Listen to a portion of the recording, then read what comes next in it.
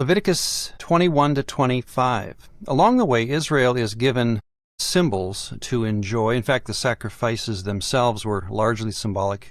And one of the greatest symbols it was given as a nation was called the Day of Atonement. It was practiced one day per year in the Israelite nation. It has to do with that word atone, which means to cover. It also, this day, will celebrate another Hebrew word, nasa, which literally means to bear. Once a year, the high priest, or actually the nation, would celebrate a sin offering and sacrifice a goat.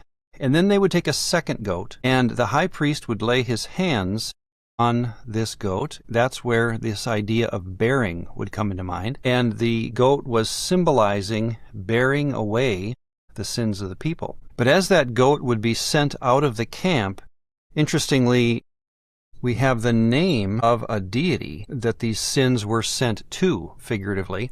His name is Azazel. He is a demon, but do you see how this symbol is being played out? That I am, as the high priest, once a year, sending the sins of the nation to another god, saying, you can have them, right? Well, what do we do with this story? What if I was a child and I said to my dad, I can just sin away for a year, right, Dad? Because we're going to send my sins out of the camp. Here's where a good parent would have said, well, we need to separate between symbol and reality. And I think this is always a part of Israelite understanding, that I take the symbol and I realize that does not mean I get to act poorly or take advantage of it in the wrong way. The second thing to remember, and this is big, of course, is what kind of sins were being borne away. We learned back in Leviticus 4 through 15 that these are sins of non-rebellion, sins of inadvertencies that are being sent out, not actual like murder or something like that. And thirdly, we need to remember that the main storyline is still in place. In fact, in Leviticus 24:15, it says, whoever curses his God, and it uses the same word, bears his guilt. It seems to be a play on this symbol.